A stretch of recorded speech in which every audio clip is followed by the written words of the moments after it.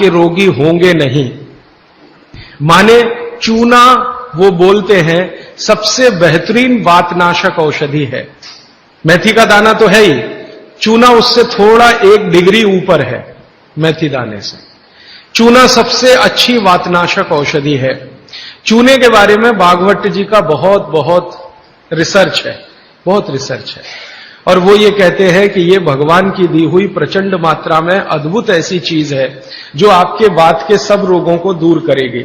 माने घुटने दुखते हैं, कमर दुखती है, कंधा दुखता है, चूना खाइए। फिर वो कहते हैं कि इतना ही नहीं, शरीर में कैल्शियम जो है ना, कैल्शियम ये एक घटक है, माइक्रो न्यूट्रिएंट इसको कह सकते हैं अंग्रेजी में, सूक्ष्म पोषक तत्व है। ये कैल्शियम के बारे में जो गंभीर बात है आज के विज्ञान के हिसाब से जो मैं कहना चाहता हूं, भागवत जी ने तो 3500 साल पहले कह दिया, आज का विज्ञान उसको प्रूव कर रहा है, कंफर्म कर रहा है। वो ये कि कैल्शियम की कमी अगर शरीर को है तो आपको 20 नहीं 50 बीमारियां आएंगी। कैल्शियम की कमी अगर है शरीर को तो 50 बीमारियां आएंगी। क्या क्या आ सकता है? हर तरह का दर्द आपको होगा, हर तरह का, मांसपेशियों का दर्द, हड्डियों का दर्द, सब तरह का। हड्डियों की जितनी विकृतियां हैं वो सब कैल्शियम की कमी से आएंगे। हड्डियों के जितने रोग हैं वो सब कैल्शियम की कमी से आएंगे। फिर वो कहते हैं कि रक्त के बहुत सारे रोग कैल्शियम की कमी से आते हैं, रक्त के रोग, खून की बीमारी। फिर वो कहते हैं कि बहुत सारे कफ के रोग कैल्शियम की कमी से आते हैं।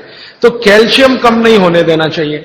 जो विज्ञान आज का कहता है, आधुनिक विज्ञान ये कहता है कि कैल्शियम वो माइक्रो न्यूट्रिएंट है, वो सूक्ष्म पोषक तत्व है जिसके शरीर में रहने पर ही दूसरे सूक्ष्म पोषक तत्व उपयोगी होते हैं।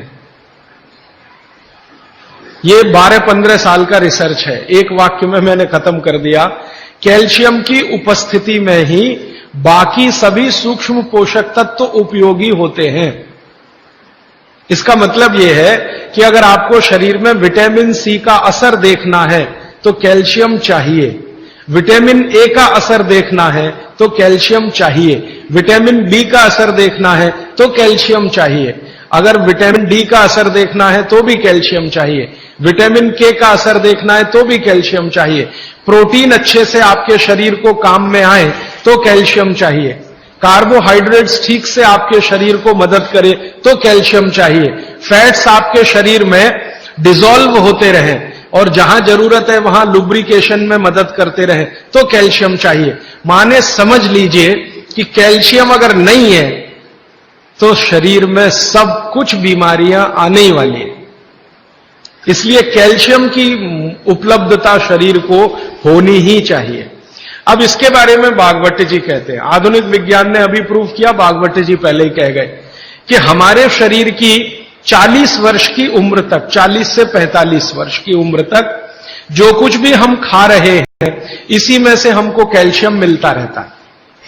सबसे ज्यादा कैल्शियम आप जानते हैं दूध में है, दूध, फिर दूध के बाद दही, दही के बाद मट्ठा, मट्ठे के बाद मक्खन, मक्खन के बाद घी, इन सब में भरपूर कैल्शियम है। फिर आपने खाया संतरा, मौसम्मी, नारंगी, अंगूर, द्राक्ष, जो भी खट्टे फल, आम वगैरह वगैरह, सब में कैल्शियम भरपूर मात्रा में है। फिर सबसे ज्यादा कैल्शियम फलों में माना जाता केले में है। केला भरपूर खाना चाहिए क्योंकि कैल्शियम का सबसे बड़ा भंडार है और आसानी से हजम होता है। तो ऐसे जो फल हैं इनका जो कैल्शियम है ये 40-45 साल तक हमें आसानी से मिलता रहता है, क्योंकि शरीर की जो बायोकेमिस्ट्री है 40-45 साल तक एकदम दुरुस्त और तंदुरुस्त रहती है। जठर अग्नि भी तीव्र रहती है, बाकी सब फंक्शन ठीक है। लेकिन जैसे ही 45 की उम्र खत्म होती है, माताओं को यह बात विशेष रूप से कह रहा हूं, बहनों को, माताओं को, जैसे ही आपकी 45 की उम्र पूरी होती है और आपका मेंसेस साइकिल बंद होता है, मासिक धर्म आपका बंद होता है, उसी समय आपको कैल्शियम हजम होना कम होना शुरू होता है। आप कितना भी ये सब चीजें खाएं, केला भी खाएं, ये भी खाएं, लेकिन कैल्शियम उतना पूर्ति नहीं करता, क्योंकि कैल्शियम को शरीर में डाइजेस्ट कराने वाला जो हार्मोन है वो तभी तक आपको है जब तक आपकी मासिक चक्र की शुरुआत है। मासिक चक्र बंद होते ही ये हार्मोन कम होता है। आप जानते हैं कई हार्मोन्स कम हो जाते हैं, तो कैल्शियम डाइजेस्ट होना बहुत मुश्किल होता है। तब आपको जरूरत पड़ती है कि बाहर से कैल्शियम लें। इसलिए सब माताएं इस बात को ध्यान दें और इसको गांठ बांध लें कि 45 की उम्र होते ही चूना खाएं, क्योंकि अतिरिक्त बाहर से कैल्शियम उसी से मिलेगा। चूना जरूर खाएं आप सबके लिए, और आपको भी है चूना खाएं, क्योंकि आपकी उम्र भी 45 की जब पूरी होगी तो ये जो कैल्शियम है वो आपके लिए पर्याप्त नहीं है, जो फलों से और सब्जियों से आ रहा है, कुछ अतिरिक्त चाहिए। और चूंकि बाकी सब माइक्रो न्यूट्रिएंट्स कैल्शियम की उपस्थिति में ही काम आएंगे, इसलिए इस पर ध्यान दीजिए।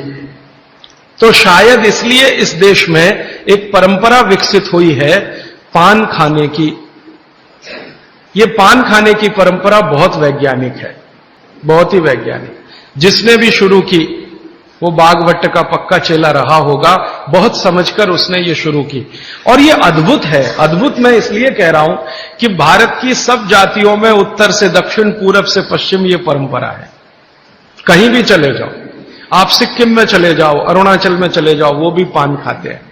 और आप धुर दक्षिण में आ जाओ तो यहां भी है, उत्तर में चले जाओ, कहीं भी चले जाओ। तो ये पान खाना भारतीय सभ्यता का एक बहुत महत्वपूर्ण अंग है जो स्वास्थ्य से जुड़ा हुआ है। बस ध्यान इतना ही रखिए कि पान जो है चूने का ही खाना है। पान जो है चूने का ही खाना है।